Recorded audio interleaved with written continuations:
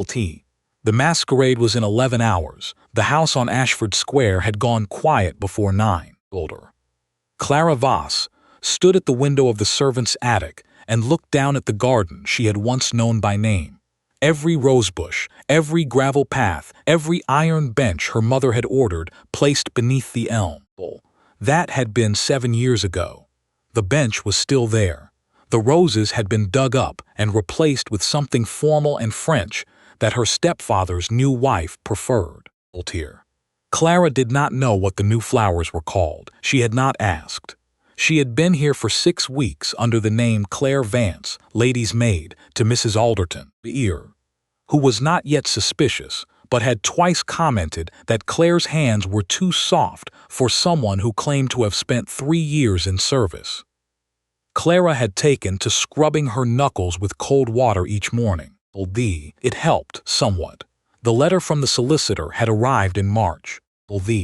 Not to her. She had no address they would write to anymore, but to a friend in Halifax who had forwarded it with a note that said only, "You should know."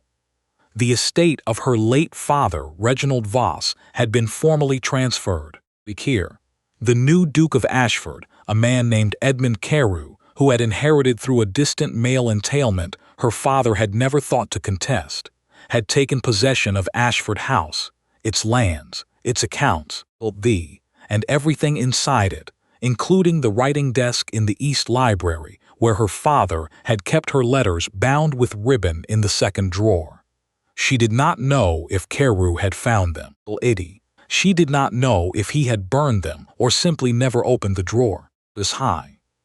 She did not know anything about Edmund Carew except that he was 34, that he had served in the North, and that he had accepted the title without public ceremony, which her father's old solicitor had described in a second letter, forwarded by the same friend, as quietly unusual for a man in his position. She had come to find the letters, that was all. The letters, and a small leather portfolio her father had kept behind the false panel in the study, which contained the original deed to a property in Prince Edward Island that her father had purchased in her name before he died. The only thing that had not been entailed, the only thing the law had not been able to take from her. Without that deed, she had nothing. With it, she had 12 acres on the red soil coast and enough to start again somewhere that did not require her to scrub her knuckles every morning. The masquerade had complicated things. It had been announced 3 weeks after she arrived, a charity event, the Duke's contribution to the Halifax Widows' Relief Fund, apparently suggested by someone on the household committee, accepted by Carew with the same quiet efficiency with which he seemed to accept most things. The house had been in preparation ever since. Extra staff brought in. The ballroom opened for the first time in 7 years. Clara had stood in the doorway of that ballroom at 6:30 this morning, holding a stack of Mrs. Alderton's pressed linens, and looked at the chandeliers her mother had chosen, and felt something move through her that she did not have a name for. It was not grief, exactly, it was more like the recognition of grief, the awareness that it was still there where she had packed it down. She had 3 tasks tonight. Find the portfolio, take it, leave before anyone recognized her. The fact that she had also, in a moment of considerable poor judgment, accepted an invitation to attend the masquerade as Mrs. Alderton's companion, accepted it because Mrs. Alderton had pressed her and she had not been able to construct a refusal quickly enough, was a complication she was still calculating around. A mask would help, She had made it herself from the materials in the sewing room: ivory silk, seed pearls along the upper edge, ties of cream ribbon. It covered her from brow to cheekbone. She had also dressed her hair differently than she wore it in service, pulled back loosely, the way her mother's maid had taught her when she was 16, and being prepared for her own debut in this very house. The irony of that was not lost on her. She had 12 minutes before she was needed downstairs. The ballroom was already full when they arrived. Clara had forgotten how sound moved in this room. the way voices collected near the east wall, and the music spread flat across the ceiling, and everything became, at a certain point, a single sustained brightness of noise and light and movement that was almost easier to disappear into than to navigate. She had forgotten, or she had not let herself remember. She was remembering now. Alderton moved immediately toward a group of women near the refreshment table, pausing only to press Clara's arm and say, with entirely genuine warmth, that she should enjoy herself, that she had been working too hard. Clara thanked her. She meant it. Mrs. Alderton was a kind woman, which had made the 6 weeks harder in some ways than it might otherwise have been.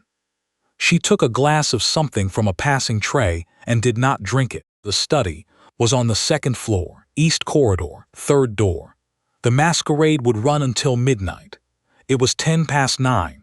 She had time if she chose the right moment, when the music shifted, when the crowd thickened on the floor, when the household staff would be concentrated in the kitchen and the front rooms.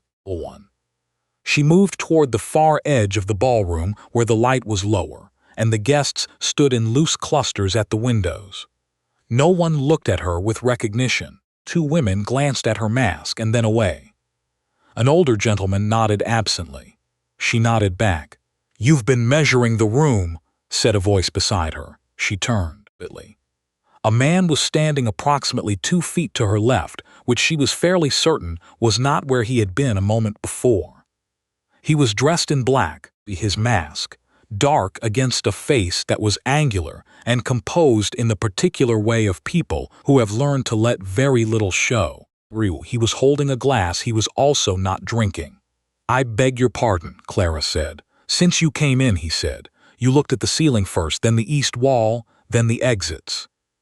"In that order." He paused. "Most people look at the other guests. I find architecture more reliable," she said. Something shifted at the corner of his mouth. Not quite a smile. "Do you?" She did not ask who he was. She had a reasonable sense of who he was. She looked back toward the room instead, toward the chandeliers, the dancers, the long windows that opened onto the garden where the iron bench still sat under the elm. "It's a fine house," she said, because she needed to say something, and it was true, and she was more capable of saying it if she kept her voice level. "It is," he said. He looked at the room the way she had looked at it, with attention, not possession, as if he were also still determining what to make of it. "Did you know the family? The Voss family, I mean, before?" The question was direct enough that she felt it before she had time to deflect it. "I knew of them," she said, "as one does. I keep finding things I don't know what to do with," he said. "Letters, photographs, a set of watercolors in the East Library that someone was clearly in the middle of when." He stopped. "I don't know enough about who they belong to." Clara was quiet for a moment. The music changed. Something slower, in 3, and the floor opened up, couples arranging themselves. "Perhaps they belong to someone who would like them back," she said. He looked at her. She felt it even without looking at him directly. "Perhaps they would," he said. She excused herself before he could say anything else. The second floor was quiet. She had timed it correctly. The music below meant the staff were occupied, the guests were occupied. And the east corridor lay in the specific half-darkness of a house that has committed its best candlelight to the entertaining floors. She had done this walk 10,000 times in the dark as a child. She did not need to count doors. The study smelled different. Cedar, and something she didn't recognize, a different soap, different books. But the bones of the room were the same. And when she crossed to the far wall and pressed along the wainscoting at the left edge of the built-in shelving, the panel gave exactly the way it always had, a soft click and a half-inch of give before the seam showed. The portfolio was there, and felt something release in her chest that she had been holding so long. She had stopped noticing its weight. She was in the process of tucking it inside the deep inner pocket of her wrap when the door opened. Clara did not move. There was, she found, only a particular quality of stillness that was available only when one had entirely run out of useful options, and she had arrived at it cleanly. Edmund Carew stood in the doorway. He had removed his mask. His expression was not angry. It was something more careful than that. "I went to the East Library first," he said.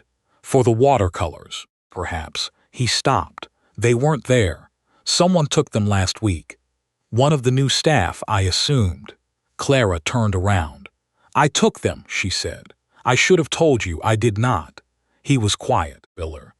My name is Clara Voss," she said. "This is my father's house. Was my father's house." She kept her voice even. She had promised herself she would. "I came for the portfolio. It contains a deed to property my father purchased in my name before he died. Legally, it is mine. I can show you the documentation." She watched him take this in. He did not look, as she had half expected, betrayed. He looked, if anything, as though something he had been waiting to understand had just become slightly clearer. "You've been here 6 weeks," he said. "Yes." "As Mrs. Alderton's maid." "Yes." He looked at the portfolio in her hands, then at her. "I found the letters," he said, "in the writing desk in the East Library, second drawer." A pause. He tied them back the way they were. Clara did not say anything. "I didn't read them," he said. "They were clearly personal. I put them on the shelf in the order I found them, and I have been for 6 weeks determined who they belonged to so I could return them." The room was quiet. Below, the music continued. Someone laughed, distant and bright. "My father wrote them," she said, "to my mother, before she died. I'll have them brought down for you," he said. He did not move from the doorway, but he also did not move to take the portfolio from her, and she understood slowly that he was not going to. "You're not going to have me removed," she said. It was not a question exactly. "You haven't done anything wrong," he said. "Legally, that portfolio is yours. You could have sent a solicitor. Instead, you spent 6 weeks scrubbing floors and carrying linens in your own house." Something in his expression shifted. Not pity, something more level than that. "I'd rather know why." Clara looked at him for a moment. Then she said, "Because I didn't trust that a solicitor would be enough.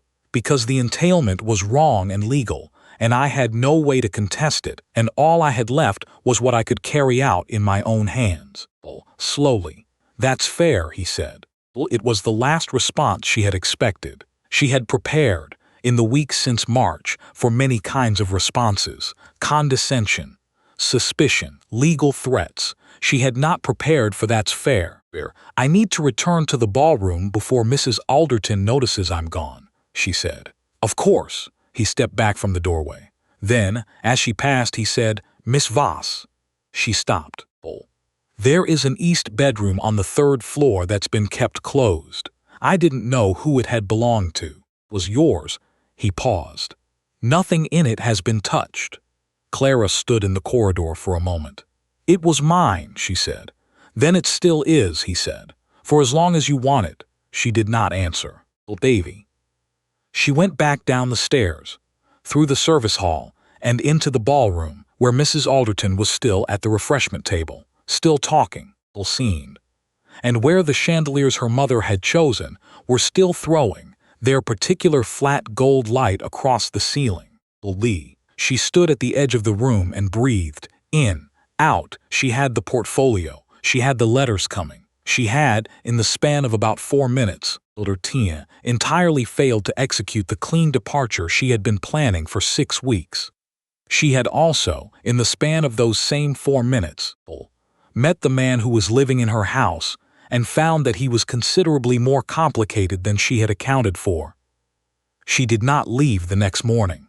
She told Mrs. Alderton.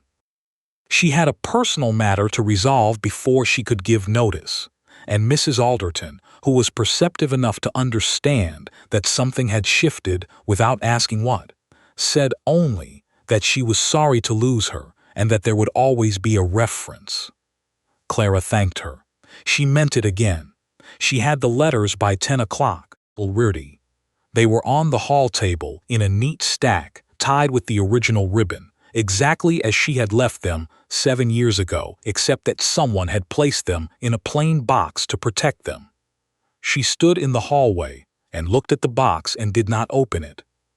The Duke of Ashford found her at noon in the East Garden, on the bench under the elm, which she had not intended to sit on but had sat on anyway because her legs had decided before she had. He sat down at the other end of the bench without asking. She found she did not object. "I owe you an explanation," she said. "You don't," he said. "I do. I came into your household under a false name and took things." "Your things," he said, and the name was only one letter off. She looked at him. "Claire Vance," he said. "I noticed when I looked at the household records this morning. I assumed it was." He stopped. "What I assumed." Something deliberate. A pause. "I understand why you didn't use your real name." "I wasn't certain what you were like," she said. It was the most honest thing she had said to him, which was strange considering she had told him essentially everything else. "That's fair too," he said. The garden was quiet. A bird moved somewhere in the elm above them. The formal French flowers her stepfather's wife had ordered were still arranged in their precise rows, white and untouchable. "I'm going to Prince Edward Island," Clara said. "Spring. The property there, it's 12 acres, on the water. I don't know what I'll do with it, exactly. But it's mine, and the land is mine, and that seems like enough to begin with." "It does," he said. She glanced at him. He was looking at the garden with the same expression he had had in the ballroom, attentive, uncommitted, still deciding. "Did you want the house?" she asked. "When you inherited it?" He was quiet for long enough that she thought he might not answer. "I wanted to know if I could manage something that mattered," he said finally. "The title was incidental. The responsibility was not." He paused. "I've been finding since I arrived here that the house has more history than I knew how to inherit. More people attached to it. More weight. My father loved it," she said. "He wasn't a particularly sentimental man, but he loved this house. He used to walk the perimeter before breakfast every morning, just to look at it." "I've been doing that," Carew said. Then, as if surprised by his own admission, "I didn't know why until just now." Clara looked at him for a moment. "You were doing it for the same reason he did," she said. "You just haven't had long enough to know what it means yet." He turned and looked at her. Directly, without the careful, composed quality he had maintained since the study. She met his eyes and found them for the first time completely legible, something unguarded passing through them, as if she had said something that landed where he hadn't expected. "I think," he said slowly, "that I have been managing this house for 6 weeks without the right information." "That's accurate," she said. "And I think," he continued, "that the person most qualified to provide that information is sitting on a bench in my garden planning to leave in the spring." "It's her garden," Clara said. "Technically." He looked at her for a long moment. Then he said, "Yes, I think it is." The French flowers were still in their precise rows. Clara looked at them and thought about the roses that had been there before. The old climbers her mother had planted along the south-facing wall, which needed no arranging, which grew the way they intended to grow, and which had been, by any measure, considerably more alive than what had replaced them. "The roses that were here before," she said. "Do you know what happened to them?" "In storage," he said. "Bid them. The head gardener couldn't bring himself to dispose of them. They're in a cold frame behind the potting shed." Clara looked at him. "We could put them back," he said. She turned back to the garden. A long moment passed. "Spring would be the right time," she said. "Yes," he said. "It would." The elm moved above them in the November wind. Somewhere below the garden wall, the street noise of Halifax continued its ordinary business, unaware that anything at all had been decided.